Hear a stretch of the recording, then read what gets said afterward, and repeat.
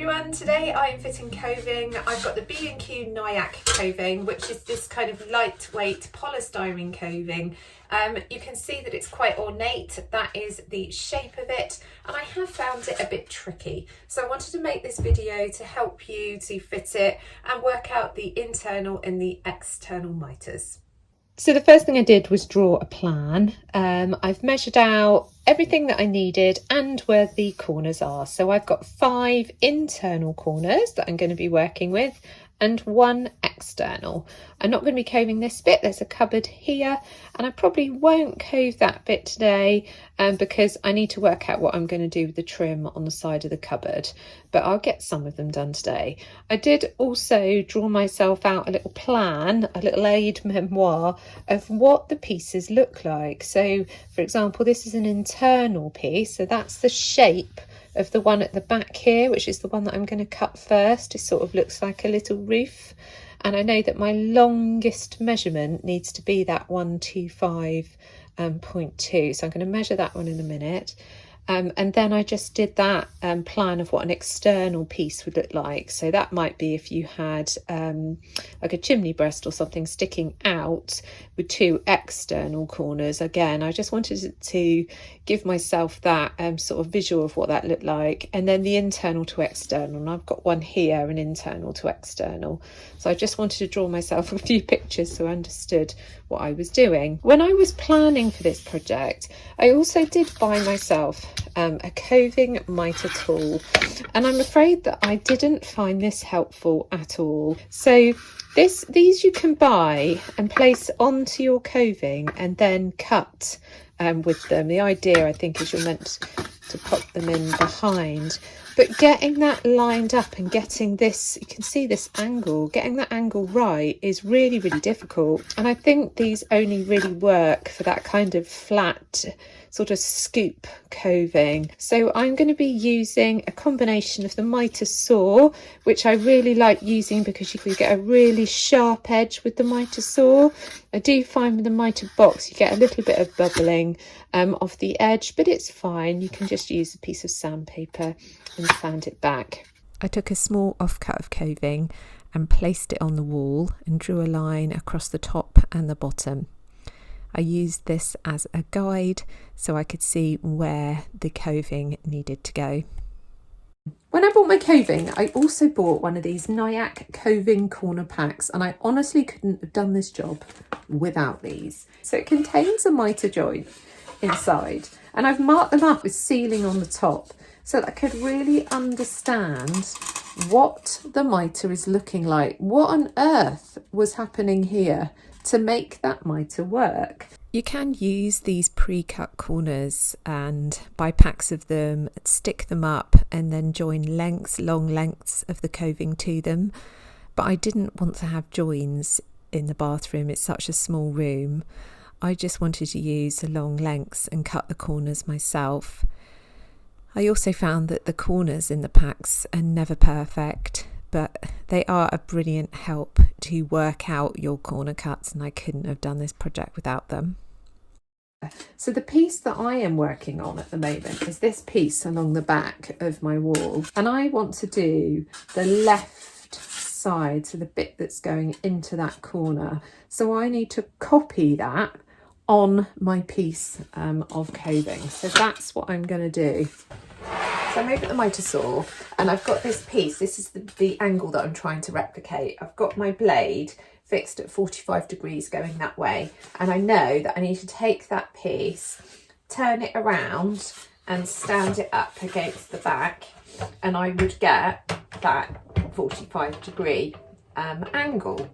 So that's exactly what I need to do with this piece. I need to turn it upside down, turn it around, and then pop that into the miter saw, so I'm achieving that same angle. I just pop that on there and check, yeah, have I got that right? Yeah, that's the angle that I'm looking for. And then what I need to do is just make sure that it's pushed up against the back of the miter saw to make sure that it's flat on the bottom, and then I can make my cut.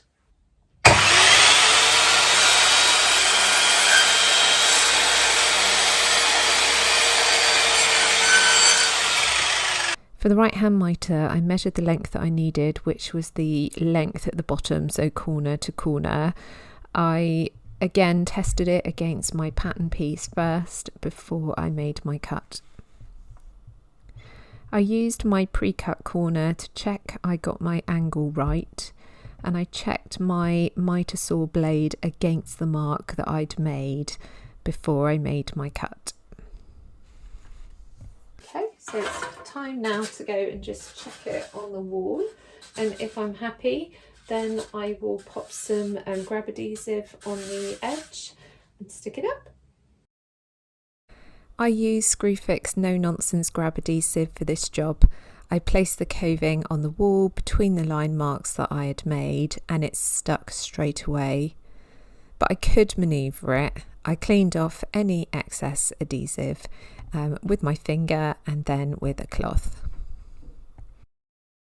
So when you buy the Coving corner pack, you can either use it as an internal or an external corner. Really helpful. So I've just set mine up as an external mitre. I want to see what's happening. I want to see what the angle should look like without me having to cut it and make loads of mistakes. So I've already cut my internal corner on this side for my piece of coving. I've got that. There's my reef shape. And this, like I said, is the shape that I'm looking for. So I'm going upwards here. And so if you think about it, the piece of coving I'm trying to replicate is this one. I'm trying to copy this piece. So I'm going to pop that onto my piece of coving. And I can see that the angle is angled inwards. So it's a little bit different from the internal mitre. So I'm just going to measure it off first, because I know that I need my piece of coving to be 11 centimetres. So I'm just going to do that now. I find it easier to do it on the workbench and stand it up, or do it on the floor if it's a longer piece of coving. I'm left-handed, but I'm just going to mark it here. Okay, so I know it's only a small piece that I need, but I'm going that way. And so I'm trying to replicate, like I said, this angle here. I feel like I've discovered fairly quickly that I don't have the best hand saws for this job, because I rely so much on my power tools. I have got a tenon saw and I've got a Japanese pull saw, and I think between those two things I'm hoping that I can get sort of a decent enough finish. So I'm going to go ahead with the tenon saw. I've got my piece ready. I'm sort of looking at it, making sure that I've done this correctly. And I'm going to go ahead and make my cut into that 45 degree.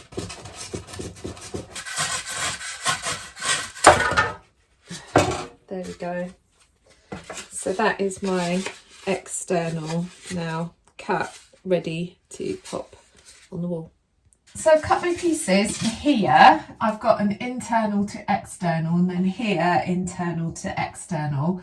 But what I found, I cut the pieces and found that the walls are not straight, and none of these angles are true 45 degrees, not one. Everything is out. So I've cut the pieces, and what I've been doing is just popping them up here and fiddling, and basically having to shave a little bit off here and there, just to try and get them to fit. But I think I'm finally there.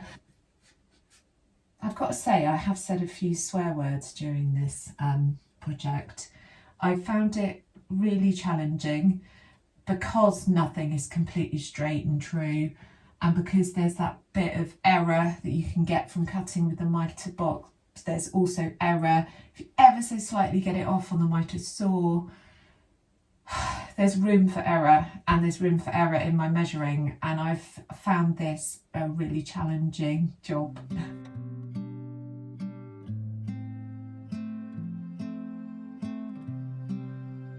Okay, so I'm working on an internal to external piece of coving today, and I want to have an external corner be a stop end over here. I've already cut a piece of coving for this corner, so I've already cut an internal 45-degree mitre for this corner, and I'm just going to mark off the edges so that I know where the piece of coving is going to fit when I put it up against the wall. I'm just going to also mark it on here so that I can see, well, I don't want my corner to go further out. I don't want it to stick out further. So this is the piece of coving I'm working with. I've done my internal, that was my 45-degree angle there, and I've marked the maximum. So that's where I want my external angle to end. And again, I've just set up my mitre corner, which again I found so helpful, just so I've got my visual. So it's that piece that I am going to be working on. So if I take that one off, I know that I need to copy that shape, and I need it to end by my marking there. So this is the angle that I want to achieve into that corner, and I know that I need to have my mitre saw in that direction, because I'm going to turn my coving over, and that's how I'm going to achieve that angle. It's always helpful for me to have this piece so that I can see what I'm doing. So that is the angle that I'm looking for. I can now take the little pattern away, and like I said before, I'm now going to cut it and line it up the end of the piece with my marking there.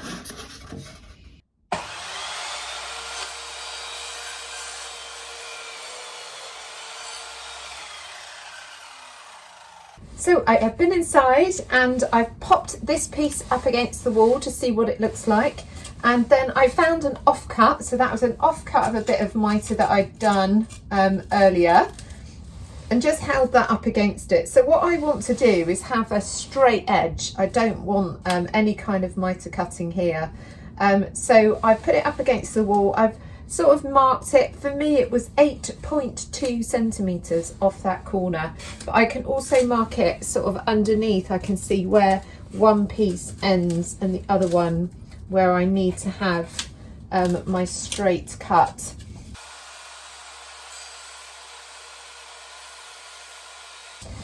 So that's my end piece now cut and ready to pop on the wall. So that, like I said, is a straight piece to get that nice edge and a nice finish with the coving.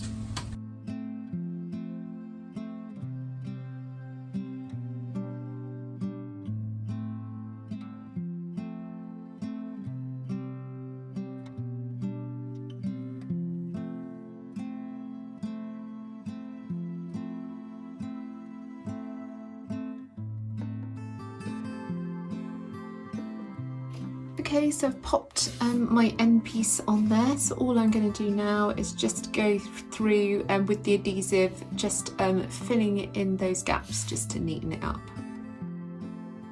Here is the final reveal of the coving. This is very much a work in progress in this room, but it's been great to get the coving project done.